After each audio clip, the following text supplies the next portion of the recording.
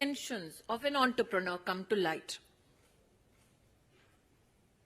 Today, as a citizen, I call upon every individual and organization, societal or political,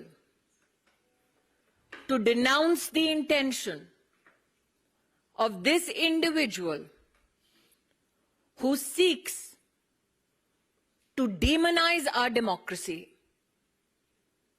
weaken our democratic interests, and who brings an onslaught to the economy of India, all so that he can personally gain.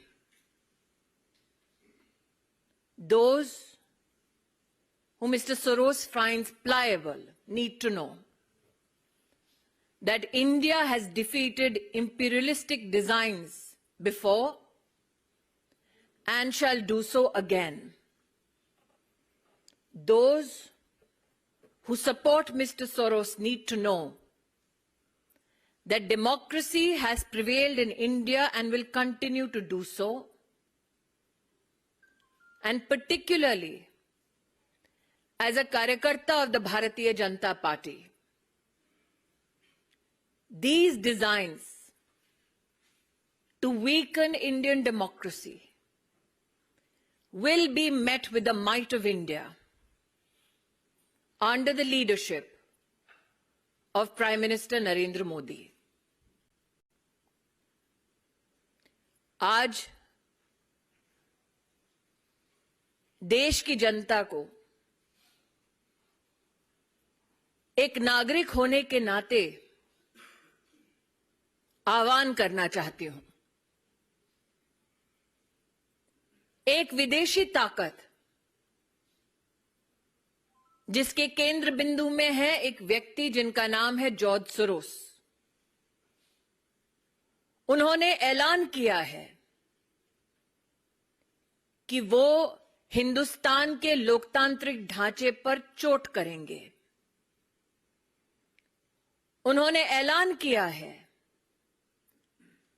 कि वो प्रधानमंत्री मोदी को अपने वार के मुख्य बिंदु बनाएंगे। उन्होंने ऐलान किया है कि उनके चलते वो हिंदुस्तान में अपनी विदेशी ताकत के अंतर्गत एक ऐसी व्यवस्था बनाएंगे जो हिंदुस्तान के हितों का नहीं बल्कि उनके हितों का संरक्षण करेंगे। आज देश की आवाम को मैं अपील करना चाहती हूं, चाहे आप व्यक्ति हो, चाहे आप संगठन हो, चाहे आप राजनीतिक दल हो, हिंदुस्तान ने वर्षों वर्ष तक एक लोकतांत्रिक व्यवस्था में अपनी सरकार को चुना है।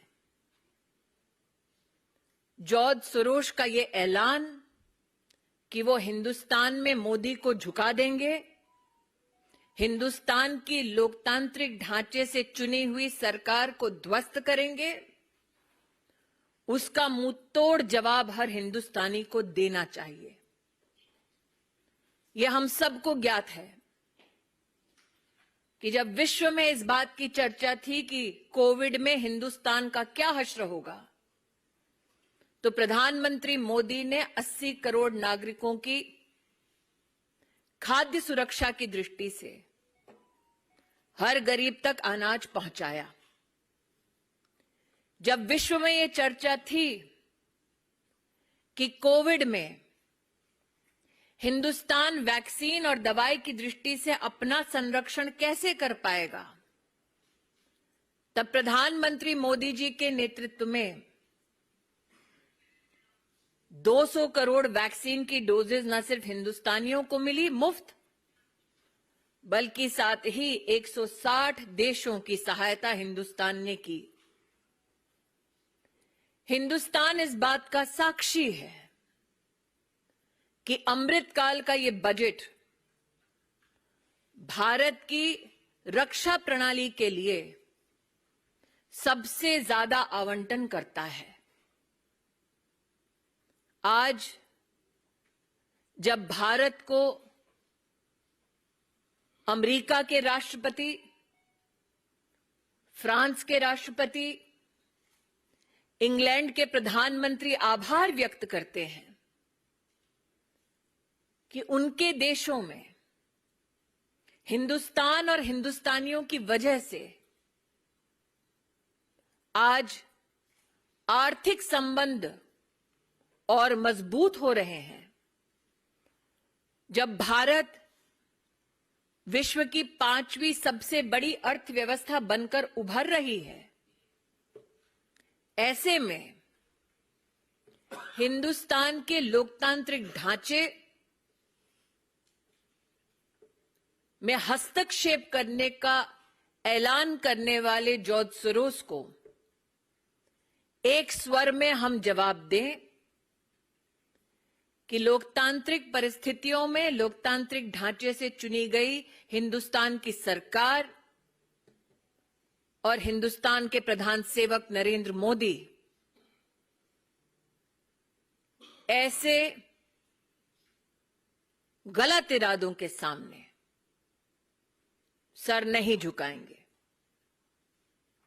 जब जब हिंदुस्तान को चुनौती दी गई, हमने विदेशी ताकतों को पहले भी हराया है, आगे भी हराते रहेंगे। कोई प्रश्न है तो रविकांत राय, टाइम्स नाउ। 1 मिनट अंकित जी। रविकांत, आपको क्या लगता है कि भारत सरकार और भारत के प्रधानमंत्री की छवि को धूमिल करने के लिए अंतर्राष्ट्रीय स्तर पर भी कोई साजिश रची जाए? देखिए, ये मात्र छवि को धूमिल करने का दुस्साहस नहीं है।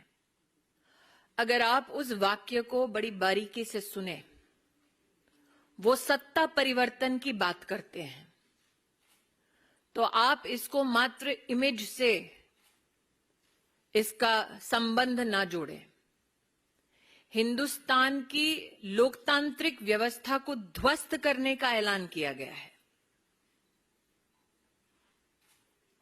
अंकित गुप्ता, एबीपी। जॉर्ज सोरोस की बात करें तो इससे पहले भी प्रधानमंत्री नरेंद्र मोदी के ऊपर जो हमलावर रहे हैं, वो लगातार कहते रहे कि प्रधानमंत्री हिंदू राष्ट्र बनाने की बात करते हैं। पिछले 3-4 सालों से उनके इस तरीके के बयान दुनिया के तमाम नेताओं के लिए।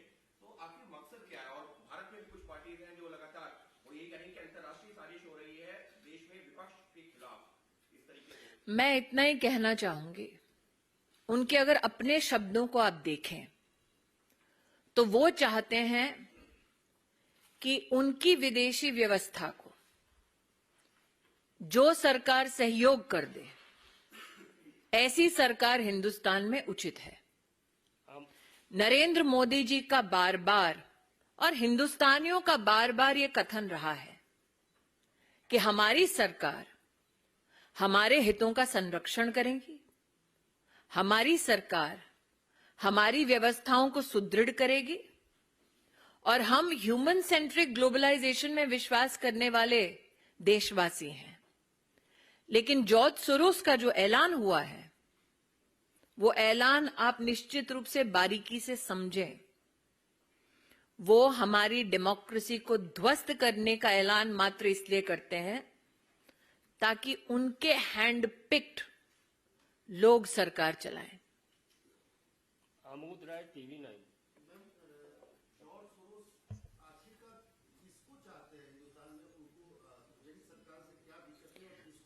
मैं आमोद जी आपका ध्यान आकृष्ट करूं, जैसा कि यहां एक पत्रकार ने कहा कि ये पहला कटाक्ष नहीं है नरेंद्र मोदी पर, और प्रधानमंत्री मोदी ने बार बार कहा कि उन पर कटाक्ष करेंगे, उन पर वार करेंगे तो वो सहन करने की शक्ति रखते हैं, लेकिन हिंदुस्तान पर वार ना वो स्वीकार करेंगे ना कोई हिंदुस्तानी स्वीकार करेगा। जॉर्ज सोरोस किसको फंड करते हैं, ये मुझसे बेहतर आप पत्रकार जानते हैं। Mohit Bhatt, Times Now, please. Yes.